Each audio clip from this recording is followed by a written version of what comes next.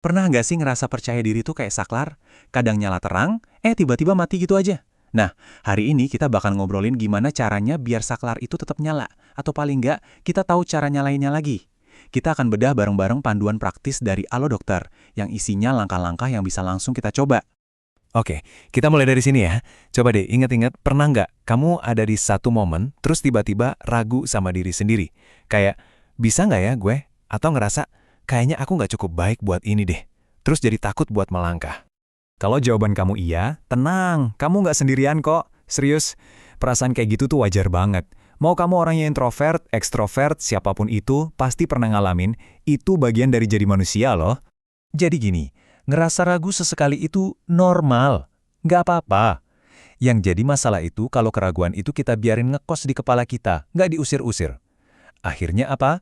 Kita jadi takut nyoba hal baru, kesempatan bagus lewat gitu aja, dan ujung-ujungnya nyesal sendiri. Oke, sebelum kita ngomongin solusinya, ada satu langkah super penting yang harus kita lakuin dulu. Cari tahu akarnya. Kenapa sih rasa percaya diri kita ini bisa naik, turun, atau bahkan anjlok? Nah, jawabannya bisa beda-beda banget buat setiap orang. Beberapa penyebab yang paling umum itu misalnya ada pengalaman buruk di masa lalu yang masih ngebekas. Mungkin dulu pernah kena bully atau ngalamin trauma. Bisa juga loh dari pola asuh kita waktu kecil. Nah, sadar akan hal ini aja udah jadi langkah pertama yang gede banget buat berubah. Nah, ini dia bagian yang paling penting buat diingat. Masa lalu, ya udah, nggak bisa kita apa-apain lagi. Udah kejadian. Tapi, yang keren adalah kita punya kuasa penuh buat ngubah pikiran kita sekarang. Kekuatan kita tuh adanya di sini, di saat ini. Sip, sekarang kita masuk ke dagingnya nih. Ada 8 kunci praktis, anggap aja ini kayak toolkit pribadi kamu buat ngebangun lagi rasa percaya diri. Tapi ingat ya, ini proses loh, bukan sulap yang bisa jadi dalam semalam. Ini dia peta jalannya nih, kita bakal bahas soal ngubah mindset jadi positif, kenalan lebih dalam sama diri sendiri, fokus ke langkah-langkah kecil, ngelakuin hobi, stop banding-bandingin diri, milih temen yang bener, jaga badan biar sehat, sampai ikut kegiatan sosial. Yuk kita kupas satu-satu. Kunci nomor 1, mindset. Ini fundamental banget. Jadi tiap kali ada suara di kepala yang bilang, gue nggak bisa, coba deh langsung lawan. Ganti kalimatnya jadi, oke, gue emang belum bisa, tapi gue bisa belajar caranya. Nah, ini namanya growth mindset. Tantangan itu bukan tembok, tapi tangga buat kita naik kelas. Lanjut, kunci kedua, kenali diri kamu. Tapi benar-benar kenali ya. Udah, stop fokus ke kekurangan terus. Coba lihat deh perbandingannya. Jangan lihat kesalahan sebagai bukti kamu bodoh, tapi lihat itu sebagai pelajaran. Fokus saja ke apa yang jadi kelebihanmu, terus kembangin itu.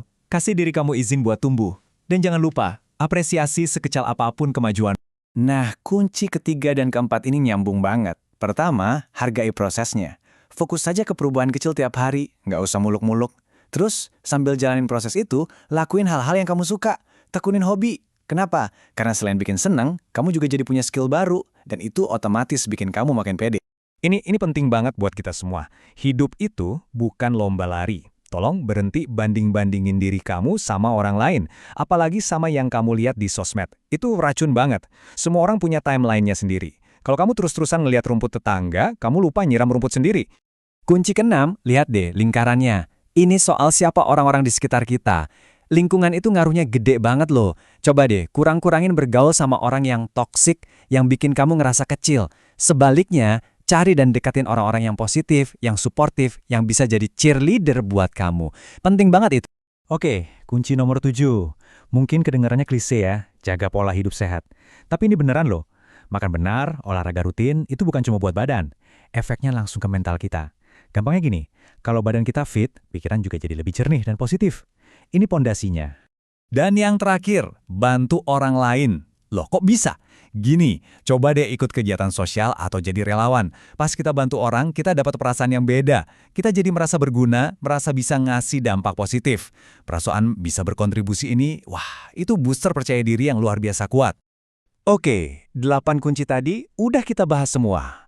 Yang perlu kita ingat banget, ini semua adalah perjalanan. Bukan balapan lari jarak pendek, tapi maraton. Jadi, kuncinya apa? Sabar dan baik sama diri sendiri.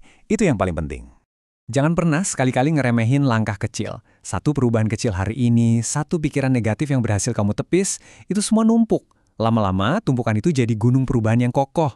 Jadi terus aja melangkah ya, sekecil apapun itu tetap dihitung sebagai kemajuan.